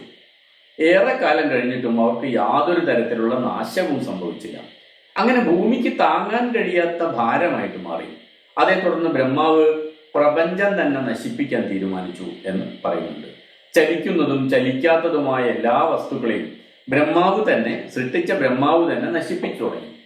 അപ്പൊ ശിവൻ ജീവികൾക്ക് വേണ്ടി ബ്രഹ്മാവിന്റെ കാൽക്കൽ വീണ് അപേക്ഷിച്ചു, ജീവികളെ ഇങ്ങനെ കൊന്നൊടുക്കരുത് എന്ന് പറഞ്ഞിട്ട്. എന്തു വരമാണ് തനിക്ക് വേണ്ടത് എന്ന് ബ്രഹ്മാവ് ശിവനോട് ചോദിച്ചു. താങ്കൾ ഏറെ ത്യാഗം സഹിച്ചാണ് ഈ ഭൂമിയും അതിലെ ജീവജാലങ്ങളെയും സൃഷ്ടിച്ചത്. എന്തിനാണ് ഇപ്പൊ ഇതെല്ലാം നശിപ്പിക്കുന്നത് എന്ന് ശിവൻ ബ്രഹ്മദേവനോട് ചോദിച്ചു. എനിക്ക് ഈ ഭൂമിയും പ്രപഞ്ചവും നശിപ്പിക്കണമെന്നില്ല, പക്ഷേ ജീവജാലങ്ങൾ പെറ്റുപെരുകിയത് കാരണം ഭാരം വർദ്ധിക്കുന്നതായി ഭൂമി എല്ലായ്പ്പോഴും പരാതി പറയുന്നു. അതുകൊണ്ട് ഭൂമിയുടെ രക്ഷയ്ക്കായിട്ടാണ് ഞാൻ ഈ ജീവികളെ കൊന്നൊടുക്കുന്നത് എന്ന് ബ്രഹ്മാവ് മറുപടിയും പറഞ്ഞു. ശിവന്റെ തുടർന്നുള്ള അപേക്ഷയെ തുടർന്ന് ബ്രഹ്മാവ് സർവം നശിപ്പിക്കുന്ന അഗ്നിയെ പിൻവലിച്ചു. എന്നിട്ട് ജീവികളുടെ ആയുസ് എടുക്കാൻ വേണ്ടി ഒരു പ്രത്യേക വഴി കണ്ടെത്തി. മരണത്തിന്റെ ദേവതയെ സൃഷ്ടിച്ച് ഈ ജീവികളുടെ ആയുസ് എടുക്കാനുള്ള ചുമതല മരണത്തിന്റെ ദേവതയ്ക്ക് കൊടുത്തു, ചുമതല ഏൽപ്പിച്ചു. എല്ലാം കൂടി ഒരുമിച്ച് നശിപ്പിക്കുകയല്ല, കാലക്രമേണ നശിപ്പിക്കാനുള്ള ഒരു പദ്ധതി ഉണ്ടാക്കിയിട്ട് അതിന്റെ ഉത്തരവാദിത്വം മരണത്തിന്റെ ദേവതയെ ഏൽപ്പിച്ചു. മരണത്തിന്റെ ദേവത ഒരു സ്ത്രീ ആയിരുന്നു അത്രേ. ആ സ്ത്രീക്ക് കറുപ്പും ചുവപ്പും തവിട്ടും കലർന്ന നിറമായിരുന്നു എന്ന് പറയുന്നു. അവളുടെ കണ്ണും നാവും മുഖവും ചുവപ്പ് നിറത്തിലായിരുന്നു. മനോഹരമായ കമ്മലും മറ്റ് ആഭരണങ്ങളും ഒക്കെ അണിഞ്ഞിട്ടുണ്ടായിരുന്നു മരണദേവത. താൻ സൃഷ്ടിച്ച മുഴുവൻ ജീവികളെയും വധിക്കാനുള്ള ഉത്തരവാദിത്വം ബ്രഹ്മാവ് അവളെ ഏൽപ്പിച്ചു. അവൾക്കൊരു പണി കൊടുത്ത മാതിരി അവളെ ആ ദൗത്യം ഏൽപ്പിച്ചു. ഞാനൊരു സ്ത്രീയാണല്ലോ, എങ്ങനെയാണ് എനിക്ക് ഈ ക്രൂരകൃത്യം ചെയ്യാനാവുക എന്ന് മരണദേവത അപ്പോൾ കരഞ്ഞുകൊണ്ട് ബ്രഹ്മാവിനോട് ചോദിക്കുന്നുണ്ട്. അല്ലയോ ബ്രഹ്മദേവ, നിന്റെ സൃഷ്ടികളിൽ അമ്മയും അച്ഛനും മകനും മകളും ഒക്കെ ഉണ്ടാകുമല്ലോ. അവരെ വധിച്ചാൽ അവരുടെ ബന്ധുക്കൾ വല്ലാതെ സങ്കടപ്പെടും, അവരെന്നെ കുറ്റപ്പെടുത്തുകയും ചെയ്യും. അവർക്ക് എന്നോട് വലിയ വിദ്വേഷം തോന്നും, അവരെന്നെ ഒരുപക്ഷെ ചിലപ്പോൾ ഉപദ്രവിക്കും. വേദനിക്കുന്ന മനുഷ്യരുടെ കണ്ണുനീര് എന്നെ ആക്രമിക്കും എന്ന് ദേവത ബ്രഹ്മദേവനോട് പറഞ്ഞു. ഇങ്ങനെ പലതരത്തിലുള്ള ഒഴിവു കഴിവുകൾ പറഞ്ഞുകൊണ്ട് മരണത്തിന്റെ ദേവത തന്റെ ദൗത്യത്തിൽ നിന്ന് പിന്തിരിയാൻ നോക്കിയെങ്കിലും ബ്രഹ്മാവ് പക്ഷേ അതിനൊന്നും സമ്മതിച്ചില്ല. ഇത് നിന്റെ ധർമ്മമാണ്, ആരും നിന്നെ ഇതിന്റെ പേരിൽ ദ്രോഹിക്കുകയില്ല. ഞാൻ പറഞ്ഞതുപോലെ ചെയ്യൂ എന്ന് ബ്രഹ്മാവ് വീണ്ടും വീണ്ടും നിർബന്ധിച്ചു മരണദേവതയെ. അങ്ങനെ ഒരു മറുപടി, ഒരു വഴിയും പറഞ്ഞെടുത്തു. നിന്റെ കണ്ണിൽ നിന്നും പൊഴിഞ്ഞ കണ്ണുനീർ എൻ്റെ കയ്യിലുണ്ട്. മരണദേവത എനിക്ക് ഇവരെ കൊല്ലാൻ പറ്റില്ല എന്ന് പറഞ്ഞ് കരഞ്ഞ സമയത്ത് പൊഴിച്ച കണ്ണുനീര് എൻ്റെ കയ്യിലുണ്ട്, ബ്രഹ്മദേവന്റെ കയ്യിലുണ്ട്. അത് സ്വയം രോഗാണുക്കളായി മാറും. അങ്ങനെ രോഗം മൂലം ആളുകൾ മരിക്കുകയാണെങ്കിൽ ആരും പിന്നീട് നിന്നിൽ കുറ്റം ചാർത്തുകയില്ല. വെറുതെ നീ കൊന്നാലല്ലേ പ്രശ്നമുള്ളൂ. രോഗം പിടിപെട്ട് മരിച്ചാൽ കുഴപ്പമില്ലല്ലോ. അതുകൊണ്ട് നിന്റെ കണ്ണിൽ നിന്ന് ഇപ്പൊ പൊഴിഞ്ഞിരിക്കുന്ന ഈ കണ്ണുനീരൊക്കെ രോഗാണുക്കളായി മാറുകയും അവ രോഗം പരത്തുകയും ചെയ്യും. അങ്ങനെ രോഗം മൂലം ആളുകൾ മരിച്ചതായിട്ട് ലോകം മനസ്സിലാക്കിക്കൊള്ളും എന്ന് പറഞ്ഞ് ബ്രഹ്മദേവൻ മരണത്തിന്റെ ദേവതയെ ആശ്വസിപ്പിച്ചു എന്ന് പറയുന്നുണ്ട്. എന്നിട്ടും ജീവികളെ കൊല്ലാൻ മരണദേവതയ്ക്ക് സമ്മതമായിരുന്നില്ല. ഒടുവിൽ ബ്രഹ്മാവ് അവളെ ശപിക്കുമെന്ന ഘട്ടത്തിൽ മാത്രമാണത്രേ അവൾ ജന്തുക്കളുടെ ജീവൻ എടുക്കാൻ സമ്മതിച്ചത്. അപ്പൊ ഈ ജീവികളെല്ലാം ആരോഗ്യത്തോടെ ഇരിക്കുന്നു. അവർ വാക്കുകൾ കൊണ്ടുപോലും പരസ്പരം വേദനിപ്പിക്കുന്നില്ല. ഈ അവസ്ഥയിൽ എനിക്ക് അവരെ വധിക്കാൻ സാധിക്കുകയില്ല. അങ്ങനെ ചെയ്താൽ അത് വലിയ പാപമാവും എന്ന് മരണദേവത വീണ്ടും പറഞ്ഞു. നീ ഒരു പാപവും ചെയ്യുന്നില്ല, എൻ്റെ വാക്കുകൾ വ്യർത്ഥമാവുകയില്ല. ജീവികളെ നീ രോഗഗ്രസ്തമായ സന്ദർഭത്തിൽ വധിക്കുക. യമദേവനും പലതരം രോഗങ്ങളും നിന്റെ സഹായത്തിനുണ്ടാകും. അത്യാഗ്രഹം, കോപം, ദുഷ്ടത, അസൂയ തുടങ്ങിയ വികാരങ്ങൾ ജീവികളുടെ ശരീരം കീറിപ്പറിക്കട്ടെ എന്നും ബ്രഹ്മാവ് അനുഗ്രഹിച്ചു അത്രേ. ഇങ്ങനെയാണ് മരണമുണ്ടായത് എന്നും അത് ഒഴിവാക്കാനാവില്ല എന്നും ഭൂമിയുടെ നിലനിൽപ്പ് തന്നെ മരണത്തിൽ അധിഷ്ഠിതമാണ് എന്നും നാരദൻ പറഞ്ഞത് കേട്ട് അകമ്പനൻ തന്റെ പുത്രദുഃഖത്തിൽ നിന്നും മോചിതനായി എന്ന് വ്യാസൻ യുധിഷ്ഠിരനോട് പറഞ്ഞു. മാത്രമല്ല അഭിമന്യു സ്വർഗത്തിലെത്തിയിരിക്കുന്നു എന്ന് വ്യാസൻ വ്യക്തമാക്കുകയും ചെയ്തു. കാവ്യത്തിലാകുമ്പോൾ അത് പറയാൻ ഏറ്റവും യോഗ്യതയുള്ള ആൾ കവി തന്നെയാണല്ലോ. അപ്പൊ കവി പറഞ്ഞാൽ പിന്നെ അതിന്റെ അപ്പുറത്ത് സംശയിക്കേണ്ട കാര്യമില്ല എന്ന തരത്തിൽ വേദവ്യാസൻ തന്നെ പറയുകയാണ് അഭിമന്യു സ്വർഗത്തിൽ എത്തിയിരിക്കുന്നു എന്ന്. മുമ്പ് മരിച്ചുപോയ ശ്രേഷ്ഠരായ പല വീരനായകന്മാരെയും പേരെടുത്തു പറഞ്ഞുകൊണ്ട് അവരൊക്കെ മരിച്ചു പോയിരിക്കുന്നു, അതിനാൽ മരണത്തിൽ വ്യാകുലപ്പെടാനില്ല എന്നും വേദവ്യാസൻ പറയുന്നുണ്ട്. സൃഞ്ജയൻ, സുഹോത്രൻ, പൗരവൻ, ദശരഥപുത്രനായ രാമൻ, ഭാഗീരഥൻ, ദിലീപൻ, യുവനാശന്റെ പുത്രനായ മാന്ധാത്രി, നകുഷപുത്രനായ യയാതി, അംബരീഷൻ, ശശവിന്ദു, ഗയൻ, രന്തിദേവൻ തുടങ്ങി നിരവധി പേരെ കുറിച്ച് പറയുന്നുണ്ട് ഈ പ്രകരണത്തിൽ വേദവ്യാസൻ. ഇവരൊക്കെ ശ്രേഷ്ഠരും ധർമ്മനിഷ്ഠയുള്ളവരും ആയിരുന്നു. പക്ഷെ എന്നിട്ടും ഇവരൊക്കെ മരിച്ചുപോയി എന്ന് പറഞ്ഞുകൊണ്ട് എല്ലാവർക്കും ഒരു നാൾ മരിക്കാതെ നിവൃത്തിയില്ല എന്ന് ഉറപ്പിക്കുകയാണ് വ്യാസൻ ഇവിടെ ചെയ്യുന്നത്. 10,000-കണക്കിന് മൃഗങ്ങളെ യജ്ഞത്തിനായി ബലിയർപ്പിച്ച രന്തിദേവന്റെ രാജ്യത്ത് മൃഗത്തോലിൽ നിന്ന് ഒഴുകിപ്പടരുന്ന സ്രവങ്ങളിൽ നിന്ന് ചർമ്മന്വതി എന്നൊരു നദി ഉത്ഭവിച്ചു എന്ന് പറയുന്നുണ്ട്. അത്രയേറെ യജ്ഞം നടത്തിയ, അത്രയേറെ ദാനധർമ്മങ്ങൾ നൽകിയ ആളായിരുന്നു രന്തിദേവൻ എന്നർത്ഥം. അദ്ദേഹം നിരവധി നിഷ്കങ്ങൾ അഥവാ സ്വർണ്ണ നാണയങ്ങൾ ബ്രാഹ്മണർക്ക് ദാനം ചെയ്തവനായിരുന്നു. അങ്ങനെയുള്ള രന്തിദേവനും അവസാനം മരിച്ചുപോയി. ദുഷ്യന്തപുത്രൻ ഭരതനും മരണപ്പെട്ടു എന്ന് പറഞ്ഞതിന് ശേഷം ജമദഗ്നിയുടെ പുത്രൻ രാമനും മരിക്കും എന്നാണ് വേദവ്യാസൻ പറയുന്നത്. അപ്പൊ അദ്ദേഹം മരിച്ചിട്ടില്ല, ആ സമയത്ത് മരിച്ചിട്ടില്ല എന്നർത്ഥം.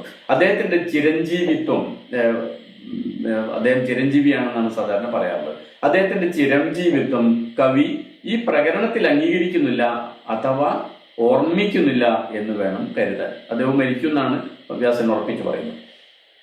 ഇതുവരെ പറഞ്ഞ കഥയിലേക്ക് നമ്മൾ തിരിച്ച് സഞ്ചരിക്കുമ്പോൾ അഭിമന്യുവിന്റെ യുദ്ധ നൈപുണ്യത്തിന് കാരണം അവന്റെ കവചമാണ് എന്ന് ദ്രോണർ തുറന്നു പറയുന്ന ഭാഗം വളരെ ശ്രദ്ധിക്കേണ്ടതാണ്. അഭിമന്യുവിന്റെ തീക്ഷ്ണമായ അസ്ത്രങ്ങൾ എന്റെ ഹൃദയം പിളർക്കുന്നു, വശം കെട്ടിട്ടും ഞാൻ ഇപ്പോഴും യുദ്ധഭൂമിയിൽ തുടരുന്നത് അങ്ങനെ ചെയ്യാൻ നിർബന്ധിക്കപ്പെടുന്നത് കൊണ്ട് മാത്രമാണ് എന്ന് കർണൻ പറയുമ്പോൾ ദ്രോണർ അതിന്റെ കാരണം വിശദീകരിക്കുകയാണ്. എന്തുകൊണ്ടാണ് അഭിമന്യുവിന്റെ അസ്ത്രം വളരെ ശക്തിയുള്ളതും അഭിമന്യുവിന് നിങ്ങളെ ഏൽപ്പിക്കുന്ന അസ്ത്രം അവന്റെ ശരീരത്തിൽ തറയ്ക്കാതിരിക്കുന്നതും എന്തുകൊണ്ടാണ്? ആ കാരണം നോക്കൂ. വില്ലാളി വീരനായ അർജുനന്റെ പുത്രനാണ് എന്നതോ കൃഷ്ണന്റെ മരുമകനാണ് എന്നതോ ദ്രോണരുടെ ശിഷ്യനാണ് എന്നതോ ഒന്നുമല്ല ദ്രോണർ അതിന് കാരണമായിട്ട് പറയുന്നത്. അഭിമന്യുവിന്റെ കൈവശമുള്ള ഏതെങ്കിലും ദിവ്യാസ്ത്രങ്ങളുടെയോ അവന് ലഭിച്ച ഏതെങ്കിലും ഈശ്വരാനുഗ്രഹത്തിന്റെയോ വരത്തിന്റെയോ ഒന്നും കാര്യമല്ല ദ്രോണർ എടുത്തു പറയുന്നത്. തികച്ചും സാങ്കേതികമായ ഒരു വിദ്യയുടെ അഥവാ അക്കാലത്ത് സാധ്യമായിരുന്ന ഒരു ടെക്നോളജിയുടെ കാര്യമാണ് ദ്രോണർ സൂചിപ്പിക്കുന്നത്.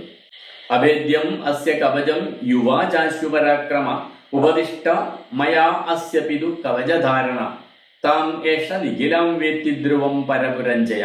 അഭിമന്യുവിന്റെ കവചം അഭേദ്യമാണ്, അഥവാ ശത്രുക്കളുടെ ആയുധങ്ങൾക്ക് ഭേദിക്കാൻ സാധിക്കാത്തതാണ് എന്നാണല്ലോ ദ്രോണർ എടുത്തു പറയുന്നത്. അവന്റെ പിതാവായ അർജുനനെയും അത്തരത്തിലുള്ള കവചം ധരിപ്പിക്കാൻ പരിശീലിപ്പിച്ചത് ഞാനായിരുന്നു എന്നും അതു കാരണമാണ് അർജുനന് പരപുരങ്ങളെ എരിക്കുന്ന തരത്തിൽ അല്ലെങ്കിൽ ശത്രുക്കളെ മുഴുവൻ കൊന്നൊടുക്കുന്ന തരത്തിൽ യുദ്ധനൈപുണ്യം ആർജിക്കാനായത് എന്നുമാണ് ദ്രോണർ ഇവിടെ വിശദീകരിക്കുന്നത്. ഇപ്പൊ യുദ്ധത്തിൽ പങ്കെടുക്കുന്ന പടയാളികൾ ഉപയോഗിച്ചു വന്ന കവച നിർമ്മാണത്തിന്റെ സാങ്കേതിക വിദ്യയിൽ മാറ്റം വരുന്നതിന്റെ സൂചന മഹാഭാരതത്തിൽ പലയിടത്തായി കാണാം. കാളത്തോല് കൊണ്ട് നിർമ്മിച്ച കവചങ്ങളായിരുന്നു പലരും ഉപയോഗിച്ചിരുന്നത് എന്ന് പറയുന്നുണ്ട്. അപ്പൊ അത്തരം കവചങ്ങൾക്കിടയിൽ ആയുധം പ്രയോഗിക്കുമ്പോൾ വാള് ഒക്കെ പ്രയോഗിക്കുന്ന സമയത്ത് ആ കവചത്തിന്റെ ഇടയിൽ വാള് കുടുങ്ങി പോവുകയും അത് വലിച്ചു ഊരിയെടുക്കാൻ ശ്രമിക്കുന്നതിനിടയിൽ വാള് മുറിഞ്ഞു പോവുകയും ഒക്കെ ചെയ്യുന്നതിനെ കുറിച്ചുള്ള പരാമർശം മഹാഭാരതത്തിൽ പറയുന്നുണ്ട്.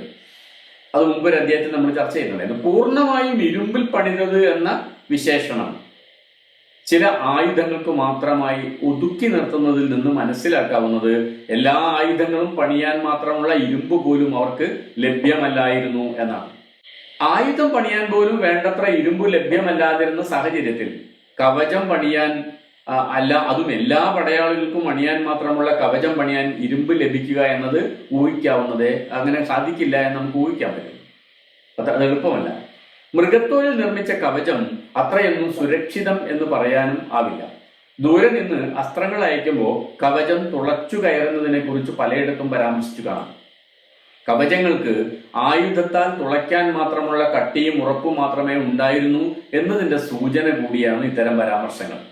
വാളുപോലെയുള്ള ആയുധങ്ങൾ കൊണ്ട് നേരിട്ട് വെട്ടുമ്പോൾ മൃഗത്തോല് കൊണ്ടുള്ള കവചം പടയാളിയുടെ ശരീരത്തിൽ അതിനെ ഒട്ടും സംരക്ഷിക്കുകയും ഇല്ല.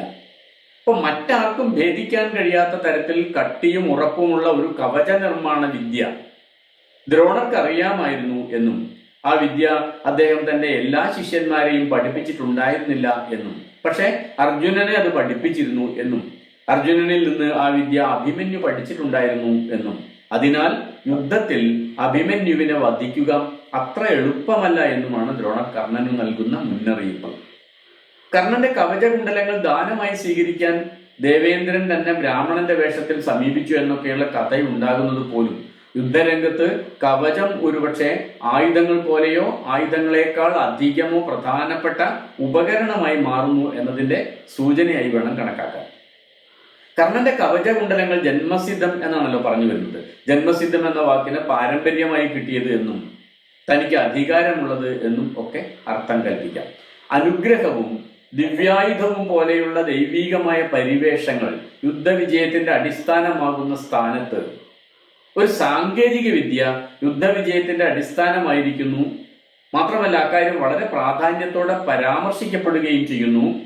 അങ്ങനെ ചെയ്യുന്നത് ഏറ്റവും ശ്രേഷ്ഠനായ ഗുരുനാഥൻ എന്ന നിലയിലും ശ്രേഷ്ഠ ബ്രാഹ്മണൻ എന്ന നിലയിലുമൊക്കെ മഹാഭാരതത്തിൽ വലിയ പ്രതിഷ്ഠ നേടിയ ദ്രോണാചാര്യർ തന്നെയാണ് എന്നതുമൊക്കെ പ്രധാനപ്പെട്ട കാര്യമാണ്.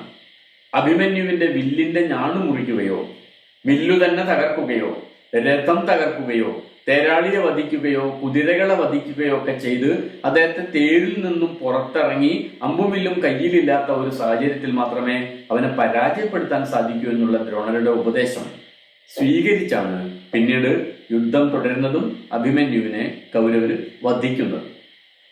ശരീരത്തിൽ ആകമാനം അസ്ത്രം തുളച്ചു കയറിയ അഭിമന്യു കാഴ്ചയിൽ മുള്ളൻ ഭംഗിയെ പോലെ തോന്നിച്ചു എന്ന ഒരു വർണ്ണനയുണ്ട് ഒരു മഹാഭാരതത്തിലെ ഈ ഭാഗത്ത്. അസ്ത്രം പ്രയോഗിക്കുകയും നായ ആടുകയും ഒക്കെ ചെയ്യുന്ന ഒരു സമൂഹത്തിന്റെ അനുഭവ ലോകത്തു നിന്നായിരിക്കണം അത്തരം ഒരു ബിംബകൽപ്പന ഉണ്ടാകുന്നത്. മുള്ളൻ ഭംഗിയെ പോലെ ശരീരത്തിലാകമാനം അസ്ത്രം തുളച്ചു കയറിയ രൂപത്തിൽ മാനും മുയലും അടക്കം പല ജന്തുക്കളെയും മൃഗങ്ങളെയും അവർക്ക് കണ്ടു പരിചയമുണ്ടായിരിക്കണം. വാസ്തവത്തിൽ ശരശയ്യയിൽ കിടക്കുന്ന ഭീഷ്മരും ഇതേപോലെ ഒരു മുള്ളൻ പന്നിയുടെ ചിത്രമാണ് ആസ്വാദകരുടെ വായനക്കാരുടെ മനസ്സിലേക്ക് സൃഷ്ടിക്കുന്നതെന്ന് പറയാം. ശരീരം മുഴുവൻ മുള്ളു മുഴുവൻ വിരുത്തി വെച്ച അവസ്ഥയിൽ ഒരു മുള്ളൻ പന്നി മണ്ണിൽ വീണാൽ അഥവാ ശരീരത്തിലാകമാനം അമ്പുകൾ തറച്ചു നിൽക്കുന്ന നിലയിൽ ഒരു വേട്ടമൃഗം നിലത്തു വീണാൽ അത് മണ്ണിൽ തൊടില്ലല്ലോ. മണ്ണിൽ അതിന് കിടക്കാൻ പറ്റില്ല, ശരീരം മണ്ണിൽ തൊടില്ല. അങ്ങനെ കാണപ്പെടുന്ന, എങ്ങനെയാണോ അത് കാണപ്പെടുക അത്തരം ഒരു ചിത്രം മനസ്സിൽ വെച്ചുകൊണ്ടായിരിക്കണം ശരശയ്യയിൽ വീണ് കിടക്കുന്ന ഭീഷ്മരെ ഈ കഥയിൽ അവതരിപ്പിച്ചതെന്ന് നമുക്ക് പറയാം. അപ്പൊ എങ്ങനെയാണ് ഒരു വ്യവഹാരം, ഒരു ജനത അവരുടെ ഭക്ഷണത്തിന് വേണ്ടി ഉപയോഗിക്കുന്ന, തൊഴിലായിരിക്കുന്ന ഒരു കാര്യം അവരുടെ കാവ്യബിംബങ്ങളായിട്ട് വരുന്നത് എന്നുള്ളതിന് ഉദാഹരണം കൂടിയാണ് ഈ മുള്ളൻ പന്നിയെ കുറിച്ചുള്ള ഈ ഒരു വർണ്ണന. രണ്ട് യോദ്ധാക്കൾ പരസ്പരം പ്രയോഗിച്ച ആയുധമേറ്റ് രണ്ടുപേരും നിലത്തു വീഴുന്നു. അതിൽ ആദ്യം എണീറ്റയാൾ നിലത്തു വീണെടുക്കുന്ന എതിരാളിയുടെ ശിരസിൽ ശക്തമായി അടിച്ചത് കാരണം അയാളുടെ ബോധം നഷ്ടപ്പെടുന്നു.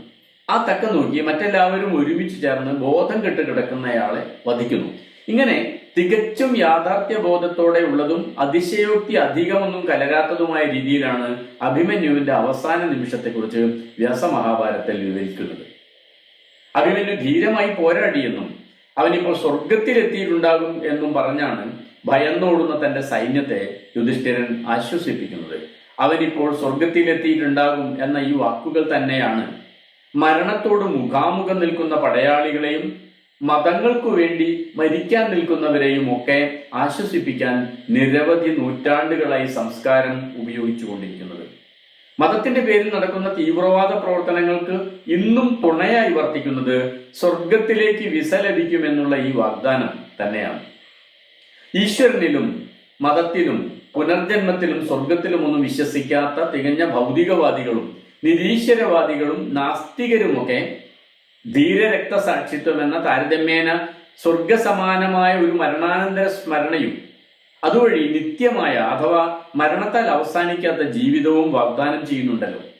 രാജ്യത്തിനു വേണ്ടി അല്ലെങ്കിൽ സമൂഹത്തിനു വേണ്ടി രക്തസാക്ഷിയായവനെ സമൂഹം എക്കാലവും ഓർമ്മിക്കും എന്നൊരു വാഗ്ദാനമാണ് സാധാരണ നിലക്ക് ഈ നാസ്തികന്മാരും ഈശ്വരവിശ്വാസം ഇല്ലാത്തവരും നൽകുന്നത്. അപ്പൊ അതുകൊണ്ട് അതുവഴി മരിച്ചാലും ജീവിക്കും എന്നുള്ള ഒരു തരം ആത്മശാന്തി പ്രതീക്ഷയാണ് രക്തസാക്ഷിത്വത്തിലേക്ക് നടന്നെടുക്കാനും ജീവൻ ബലിയർപ്പിക്കാനും ഒക്കെ ഏതൊരു പോരാളിക്കും ഏത് കാലത്തും തുണയാകുന്നത് എന്ന് അർത്ഥം.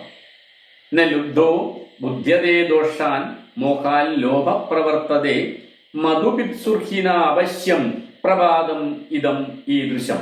തേനെടുക്കുന്നയാൾ തന്റെ മുന്നിൽ സംഭവിക്കുന്ന വീഴ്ചയെക്കുറിച്ച് ചിന്തിക്കാത്തതുപോലെ അത്യാഗ്രഹിയും തന്റെ പ്രവൃത്തിയുടെ ദോഷഫലങ്ങളെ കുറിച്ച് ചിന്തിക്കുന്നേയില്ല എന്ന് താൻ അഭിമന്യുവിനെ ചക്രവ്യൂഹം ഭേദിച്ച് കൗരവ സൈന്യത്തിന്റെ ഉള്ളിൽ കടക്കാൻ പ്രേരിപ്പിച്ച പ്രവൃത്തിയെ കാട്ടിൽ നിന്ന് തേനെടുക്കുന്ന പ്രവൃത്തിയുമായിട്ടാണ് യുധിഷ്ഠിരൻ താരതമ്യം ചെയ്യുന്നത്. ഇവിടെ രണ്ട് കാര്യം ശ്രദ്ധിക്കേണ്ടതുണ്ട്. ഒന്നാമതായി, കാട്ടിൽ നിന്ന് തേനെടുക്കൽ നിവൃത്തിയില്ലാത്തത് കൊണ്ട് ചെയ്യുന്ന ഒരു കാര്യം അല്ല, അത് മധുരം തേടിയുള്ള ഒരു അതിക്രമമാണ് എന്ന് പറയാം. രണ്ടാമത്തെ കാര്യം, തേനെടുക്കുമ്പോൾ സംഭവിക്കുന്ന വീഴ്ചയെക്കുറിച്ച് അതുവഴി നഷ്ടമാകുന്ന തേനീച്ചക്കൂടിനെയും തേനിനെയും കുറിച്ചുമൊക്കെ പാരിസ്ഥിതികമായിട്ടുള്ള അവബോധം ഈ ഒരു ബിംബത്തിന്റെ പിറകിൽ വ്യക്തമാകുന്നുണ്ട് എന്നും കാണാം. കഴിയുമെങ്കിൽ കൂട് നഷ്ടപ്പെടുത്താതെ തന്നെ തേനെടുക്കുകയാണ് വേണ്ടത് എന്ന തരത്തിലുള്ള ഒരു പരിസ്ഥിതി ചിന്തയും ഇവിടെ പ്രവർത്തിക്കുന്നതായിട്ട് കാണാം.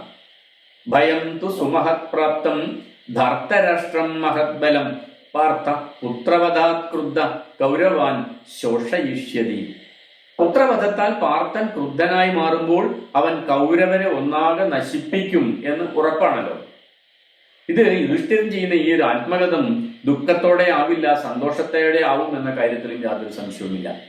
കാരണം കൗരവർക്കെതിരെയുള്ള അർജുനന്റെ ക്രോധം ജ്വലിപ്പിക്കാനാവുക എന്നത് യുദ്ധം ജയിക്കാനും അതുവഴി രാജ്യം ലഭിക്കാനും ഒക്കെ ഇടയാകുന്ന വെളിച്ചം തന്നെയാണ്. അങ്ങനെയെങ്കിൽ തേനീച്ചയുടെ കൂട് നഷ്ടപ്പെടുത്തിയും തേനെടുക്കാനുള്ള തന്റെ ശ്രമം എന്ന് യുധിഷ്ഠിരൻ തന്നെത്താൻ ഇകഴ്ത്തി പറഞ്ഞത്, അഭിമന്യുവിനെ കൗരവ സൈന്യത്തിലേക്ക് പറഞ്ഞയക്കുന്നതിനെ കുറിച്ച് പറഞ്ഞപ്പോൾ തന്നെത്താൻ ഇകഴ്ത്തി പറഞ്ഞത് ആ ക്രോധാഗ്നിയെ ജ്വലിപ്പിക്കാനായി അർജുനപുത്രനെ തന്നെ ബലി കൊടുത്തതിനെ കുറിച്ചും ആവാം.